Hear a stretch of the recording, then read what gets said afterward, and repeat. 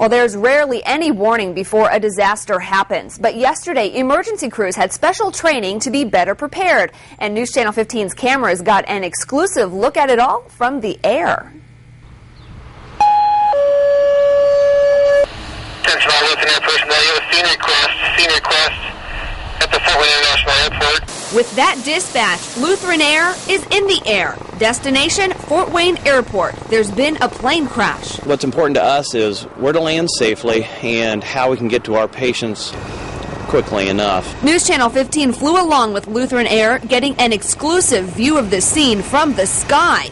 Luckily, this crash is not real. It's training for emergency crews. Every 3 years, the airport has to host disaster training. These two buses simulate an airplane crash. A regional jet, so, up to about 50 passengers. The victims, volunteers, with makeup to mimic their imaginary injuries. Abrasions and face metal shards. I had pain to ribs. That's that part. And I was laying down and about to die, and I couldn't talk or anything. So that's what the tag said. It said I wasn't unconscious, but I couldn't walk or talk or anything. Some people inside the buses for the simulation of the aircraft, some of them were laying outside on the ground.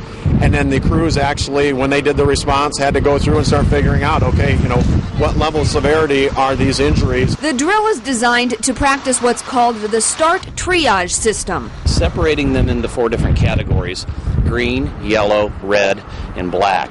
Your green patients are your walking wounded. Your yellow and your red patients then are just a little bit more serious. The patients that fall into the black category are those patients that didn't make it. Firefighters actually got into it, and they would ask you, are you okay? Are you unconscious? Do you need help getting out? Can you walk? How's your breathing? As the pretend patients were divided up by condition, some were loaded into ambulances. So we got 2 patients. And Lutheran Air was assigned 2 critical patients with burn and chest injuries. It's a great opportunity to get all of the emergency responders together, working together in a training environment, a simulated environment where we can really kind of test things and see what works and what doesn't work.